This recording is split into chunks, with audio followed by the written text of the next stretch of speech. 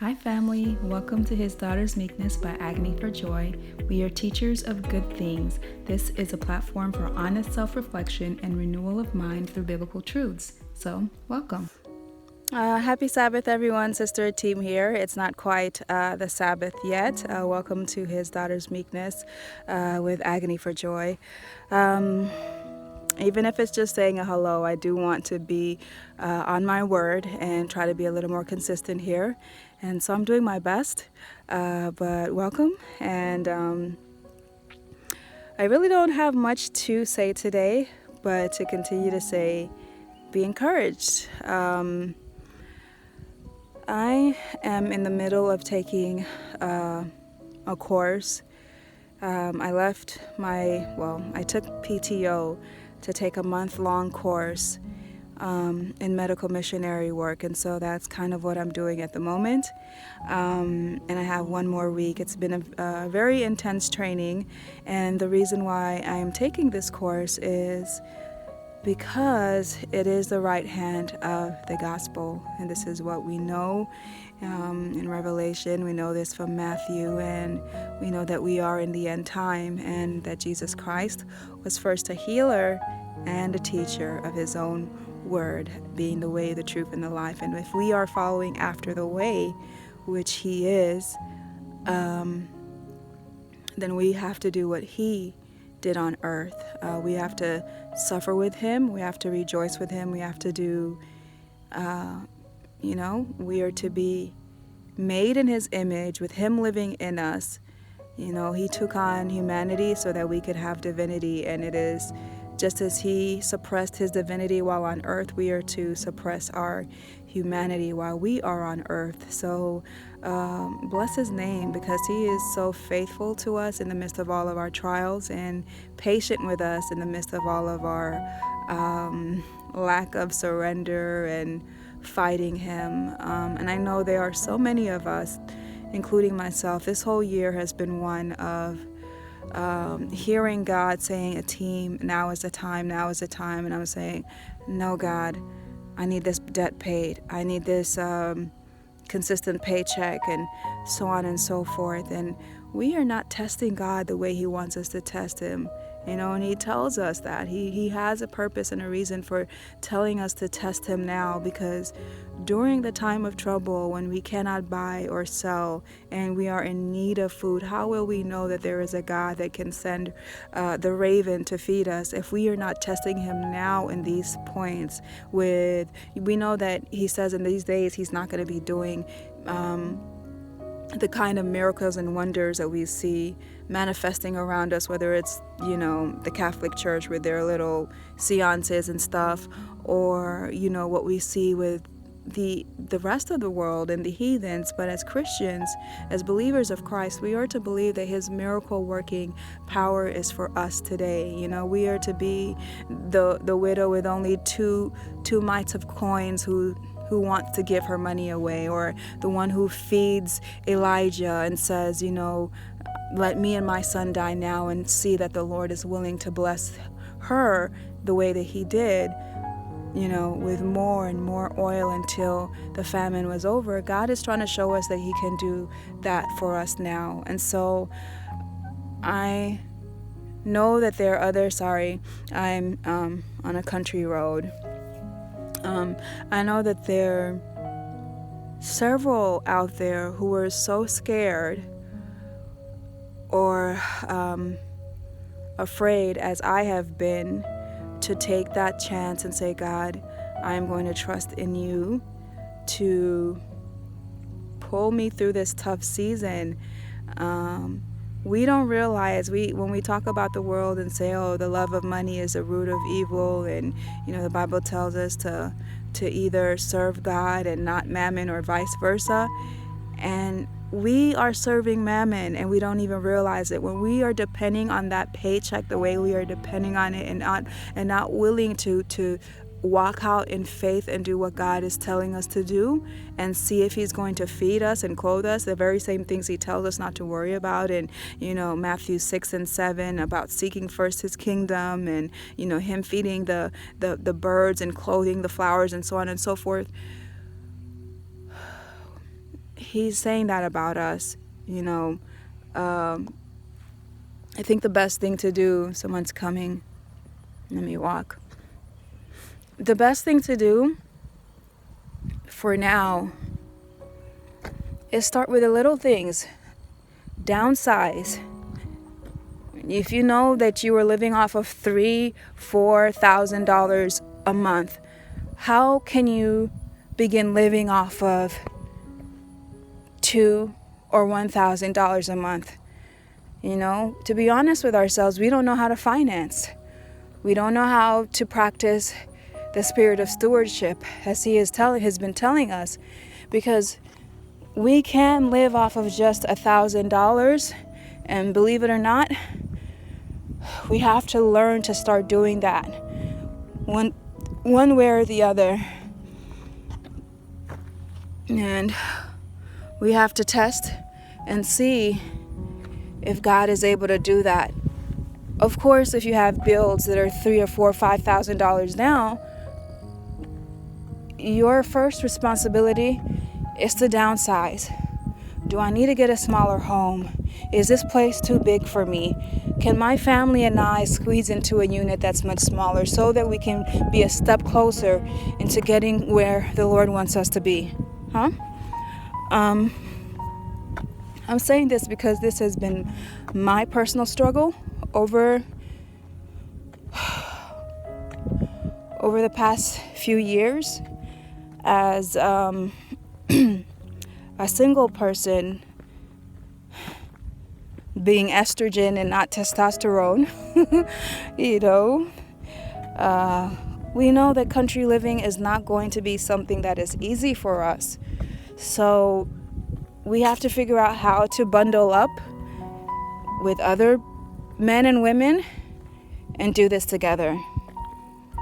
But as long as we continue thinking that we're not going to do it until we have that amount of money. I'm here with taking the course with Elder Mammon Wilson at the Centurion Bible School right now. And he was telling his testimony about how he got one of the properties that he had. And the way he received this property was he simply, the bank or the owner was asking for $80,000 in order for him to put the down payment. And he told him, don't worry, I'm going to have that money. I have that money for you. And he didn't have the money for him at all. He didn't know how he was going to get the money. So he waited for some time, and somehow that same owner came back to him, noticed that things were getting stolen in his house, and told him, look, we have all these individuals stealing out of this home, taking items, messing it up. He said, I'm actually losing more money holding on to this property than selling it. He says, how much do you have? Or can you give me $8,000? He didn't have the $8,000, but he said, yes, don't worry, I have that money. And he went back home, prayed about it, started speaking to people, and a lady came to him and said, look, I have an $8,000 check. I've been holding on to my tithe money, and the Lord has been telling me, I need to give this back to him, and this is how much tithe money I owe. Happened to be worth $8,000. He ran and took that money to the owner of that house, and now he has this, well, I'm not at it now because I'm walking, but they have more than 10 acres because God is faithful like that. We have to begin to take the little miracles in our lives that God has given us and shown us through the years, no matter how small they were, starting from when we were young, because many of us know that even as a youth, even as a little child, God has been trying to build our faith for a very long time. And he has these little things that he told just you. He told just you. He didn't tell your parents to tell you. He told you in your little young heart, and the only way a child could understand it, that there was something special about you that he wants to pull out. And it is going to require faith to step into that role, right? So, Zechariah 4:10. Do not despise the day of small beginnings. Forgive me because I am rambling, but I am just doing this because I know the struggle that I have been going through this past year, and I know that it is the same struggle that many of my dear brethren, brothers and sisters in the church, we are all struggling. We continue to go work for Babylon, and we come home so weary and dreary, and knowing that that is not our purpose, knowing that the Lord is calling us into ministry, but because we have our debt and we have our bills to pay, we are saying, God, I'm not going to do it. But how long? We see what's going on with COVID-19. We see what's going on with the riots. We see what's going on with the famines and the pestilences, and just the rampant violence around us. Are we going to wait until the mark of the beast comes upon us, or the image is finally set, to before we actually do anything? We have to begin trusting God now. And so I guess all I'm trying to say, and you know, I don't want to share my personal story, but I will. So I've had a bit of debt for some time, college debt, all right? And for me, it's why I went back. Now, if I were to remain at my job in the way that in the way that most of us are going to remain at it until we pay our debt, what happens is you wait until you completely pay off the debt. You know that it's going to be about 7 to 10 years. And then you say, now I'm going to go into the ministry. And then we're all old, decrepit, weak, so on and so forth. And it's hard for us to even think about doing it because we've trained our minds to be relaxed in whatever it is that we do for a living. And so when it's time to get into the field and do agriculture and do construction work for the Lord, or whatever the case may be, we're too tired because we've given our temple over to Babylon to be used. All of our brain work. I sit in an office, so brain work is all I do all day. By the time I get home, I am barely making it into the garden. I'm barely making it to do all the other things that I have to do. My Bible studies, I'm getting there, so on and so forth. I'm doing them, but I am weary, tired. No rest for the weary, as they say, right? But think about it this way. There are some of us who have plans, whether it's 401ks, and now they have these 401ks and 401, another letter, I can't remember, where one you were penalized for taking the money, one you were not penalized for taking the money. And I'm sorry, I am talking to those who, in my current situation, I'm just trying to give you a way to think about it. I have over $10,000 worth of debt to pay, and if I do the payments that they're asking me, that'll be another 2, 3, 4 years, depending on how I do it. Now, for me, over the past 2 years, I have been just paying my rent, and every other thing that I have left, I put it into the debt. And of course, when those other huge bills come in, like car insurance, so on and so forth, I put it into that. And yes, there have been moments where I've slipped up and gone to the thrift store. Oh, mercy. Thank God. He's given me victory over that. I can actually say hallelujah because I'm not doing that anymore.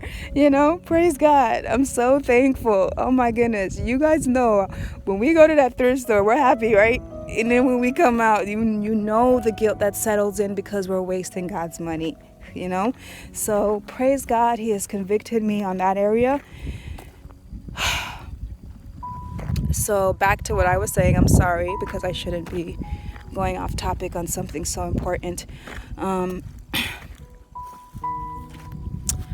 I'm so sorry because this is not the best lighting ever because it's beautiful out here. The sun is shining through these large trees, but there's not a good lighting for this particular video, and it's freezing cold. Whew. Anyway, So anyway, with the money that I owe is about, it's well over $10,000 right now, but I'm so glad that it's not in the 20s or 30s anymore. My goal has been to pay it off by the end of this year. Now, how can I do that? The most practical thing for me would want to be able to pay it off while working and have that money that they're putting away into this 6%, and I do 6%, you do 6%, you know how it all goes. The best thing would be, the ideal way would be for me to pay it all off, take those 3-4 years to pay it off, and then take that money with me into ministry, right? But if God is calling me into ministry now, and we are saying that we want to start believing in God, please don't, not that I'm trying to be presumptuous, not that I'm trying to walk without setting a plan or this and that. If we really do believe we are in the end times and we're waiting that 10 years, knowing that my 6% has been going in, their 6% has been going in, the only way that I can leave this job now is to use that money that they've been saving and I've been saving in that silly account, is to look at how much it is, so that by the time I know that it's at the amount where, oh my goodness, this is enough for me to break even with my debt, go ahead and take that money, retire, or resign rather, because a lot of us are younger, resign from that job, and immediately get into the medical missionary work that we know we should be doing. And I will say this, here at the medical missionary training that I'm at here in Tennessee at the moment, a dear sister, she mentioned that her son works in Wall Street, right? Her son works in Wall Street, and because he works in Wall Street and because he can see where companies are investing all of their money, or what they're investing their money in, whether it be abortion pills, whether it be, these movements that we are now called intolerant towards, or anything like that. Her son, who was Adventist with her, left the faith because, as someone who is in Wall Street, he gets to see on hand, right then and there, what the SDA church, who should not even be in that gambling world, is putting their money towards. And he was just so shocked at what they were doing, at what they were investing in. So your tithe money, your offering money, is being invested in Wall Street. And he left the faith, and he became something that I have also had a very short journey with. Now, that is not to say that he doesn't love God, or he is not walking with God, or anything like that, because God knows the path for every one of us. And as I always say, the truths that I hold on to are the pioneer SDA truths and pillars. But if you were to ask me today, who am I today? I will just tell you, God said that he's my father, which makes me his child, and that's the only title that I want to hold on to, and I am so serious about that, But anyway, the brother left what we know to be the truths for these end times because of where the monies that the church is investing in.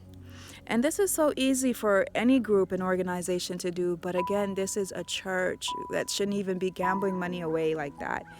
And where I'm working, thank God, I just pray, and I always say, Lord, don't let me do this, because I have peers my own age who are in right around my cubicle, and we're always just talking, and they're always asking me, why are you not investing your money in Wall Street? Why are you not doing any of that? And I say, I will not, because I don't know where this money is being invested in. Oh, but you can choose but if I do that, I have to begin looking at the moral foundations of the company, so on and so forth. And right now, many people are investing in the upcoming vaccines, you know, and I won't even go there, but they're investing in abortion medicines and this and that. And believe you me,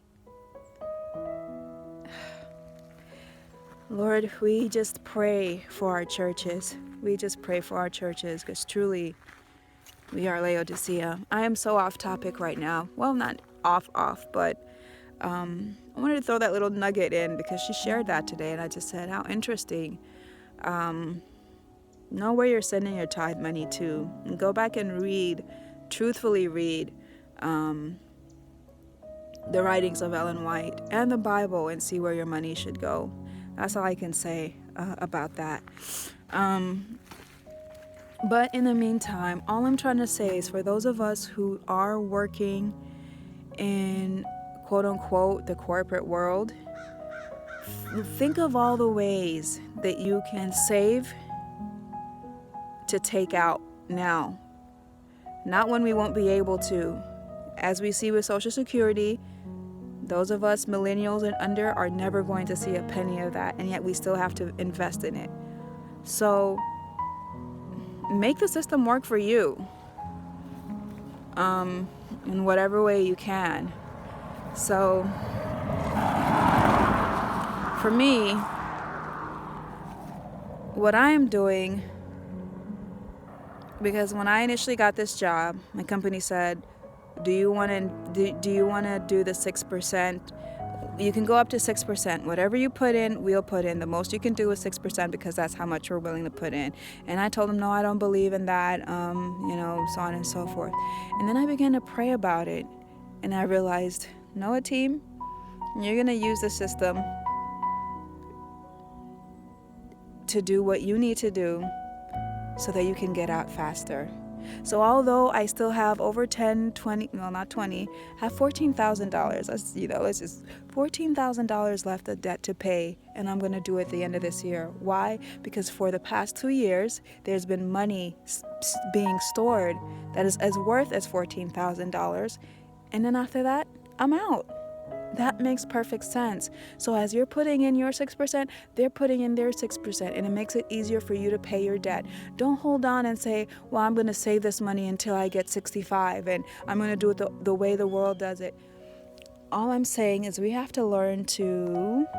Sorry, my battery's telling me I have 20% left because I'm rambling as usual.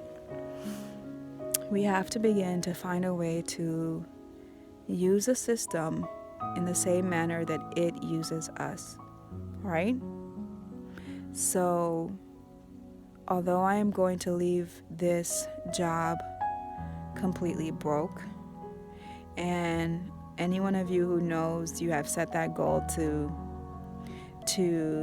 save money while putting money into debt, the moment you make that firm, diligent decision to do that and no longer play about it, before you were putting in a little $90 here, $100 there, but when you finally say, everything is going to go into all my bills and especially my debt, that's when the challenges come. I'm not even going to talk about the enemy, because these challenges are often sent by God to see if we're going to remain faithful, to be stewards, so on and so forth, too. Ever since doing that, I've been in a car accident. I've had to replace a car. People are asking for money, and you're not going to say no, because the Lord has sent them to you for a reason, right? So you find yourself giving money away. This borrowing thing, it does not work. Give, and to you it shall be given. I truly have always believed in that. You give to people. When you loan money, you place a burden on people that they just simply, many people do intend to pay back, but then life continues to hit them the same way it hits you. And so then they end up avoiding you because they don't know how to explain, look, I don't have the money because I used it for this, I know I'm supposed to pay you. And I have learned a long time ago, somebody asks you for $500 and they tell you, can I loan it? I just say, no, brother, no, sister, keep it. And it's been a blessing because I know that's how the Lord blesses us in our time of need. And every time you make the decision to say, I'm going to pay this off, I'm telling you, it's like all of a sudden bigger bills come, car crashes, this, that, and for me, it's been a challenge. I mean, I have cried my way through paying this debt because it has been a challenge. I'm not one to, I don't use credit cards anymore at all, and I haven't for a long time. And I have said that if I'm ever going to buy something, it must be cash. And so knowing that I had to replace a car, of course I wasn't going to have so much money to do it, but I said, well, let me put whatever I can to a car, which means it wasn't going to be a new car, but I didn't want another payment because I was serious. So there goes a lot of money out the door for a car, and then you're like, end up having nothing in the bank account. And that's really what's going to be the case right here for Sister Ateem. She's going to come out and have nothing in her bank account. But you know what? I am going to be debt free. And imagine if we are really living the way God wants us to live, in the country, working together, living off the food, coming together, trying to live a life that is sustained on the works of our hand. Imagine 3, 4, 5, 6 people doing that together, families even, coming and doing that together on a country property where one of the things that Elder Wilson has been telling us here at the medical missionary training is that you're not just learning how to be a medical missionary. While you're here, you need to learn how to be in true industry. There's no reason why you should be going out and buying soap, buying shampoo, buying lotion, buying your products even to do medical missionary work. These pills are like $50 each for these herbs. No, you're going to be here and you're going to learn how to do it yourself so that you can sell it. And that is how you will be making enough money to pay off your home, given that you do end up having to buy from an owner where you have to pay him monthly rent, And then you let the Lord provide the rest, where someone can come in and say, brother or sister so-and-so, I see the good work that you're doing. The Lord has told me to bless you. Those things still happen today. All of us were more about, in fact, I just read this the other day.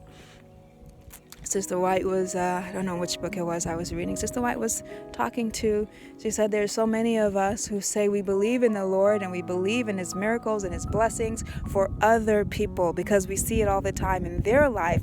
And, we see how the Lord has been able to bless so-and-so with a $10,000 from a stranger who they didn't even know, said, I don't know who you are, but the Lord has told me to give you $10,000. So we believe God for others, but we don't believe God for ourselves. And that is because we still trust in Mammon, guys. This message about Mammon is for us. It's not about the heathen. God knows what they're doing. He knows that they serve other gods. What about us? Are we still serving Mammon? Are we still going out there to work day in, day out, going into Babylon because we need to put bread and cereals and tofu on the plates of our children, right?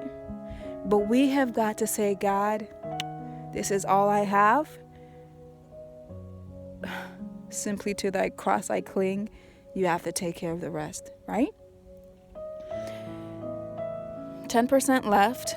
All I am saying is, and I'm probably going to take this into the house just because it is getting dark out here, is the Lord is asking us to test and try Him in every single way possible in this time. We are not going to know how good and wonderful God can be for us when we are running and hiding and people are chasing us to hunt us down and crucify us, truthfully, persecute us, put us in jail, if we don't know how to trust. You think God is gonna do as He did with Silas and Paul, and miraculously pull us out of prison? If we haven't been able to test Him now with these little things, He can't, because we don't trust Him. We don't think that God today can place me in jail and miraculously pull me across to the other side of the prison cell without turning the key by the guard. We don't believe that. We see it in movies and we believe it, or we just think it's imaginary. We have been brainwashed by these movies. We've been brainwashed. The sad thing is, I'm here and I'm watching and I'm seeing a number of the little children even here, because they're new to country living. So God bless their hearts, because they live here, but you can see the city life. When you're speaking with them, all they talk about is the movies and the superheroes and this and that. And I keep thinking, oh my goodness, Lord, if we would just open our Bibles. Look at these superhero Jesus Christ. When you open the Bible, there's so much adventure in it. How can you not be excited? So we have to begin to train our children that their mindset needs to be talking about the miracles in the Bible. There are superheroes there that our children could be talking about, with true morals, true integrity, true honor. So I'm probably going to record some of this over because I have been rambling, and I just want to make a point to say, if the system is using you, use the system, and then leave the system and get into God's work. And God's work is not simply, I thank God for this, because many people will say that medical missionary is simply when we are literally, doing fomentations and hydrotherapy and, cold packs and hot packs and, poultices on people, and that's it. But that is not the only part of medical missionary work. There is so much to this.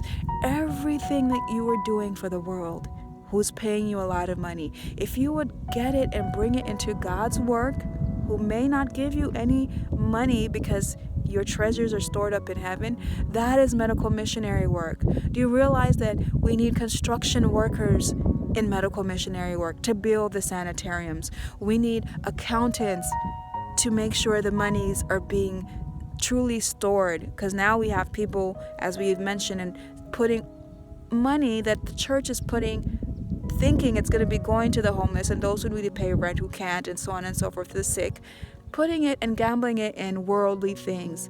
So we need faithful accountants. We need faithful whatever it is you do. If you're so good at cleaning, if you're so good at sewing, whatever, that is all medical missionary work. God is trying to say the way we save His people is by putting all the talents that He's given us to His work.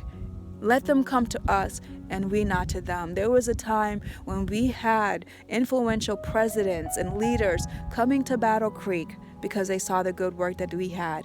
And what did? We did like Hezekiah. And we showed them all our goodies, right?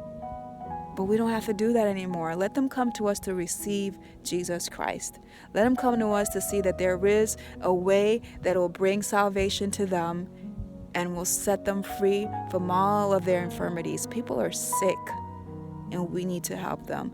So, Sister Team here, God bless you. Thank you for your patience with me and allowing me to ramble. To God be the glory. All right, bye.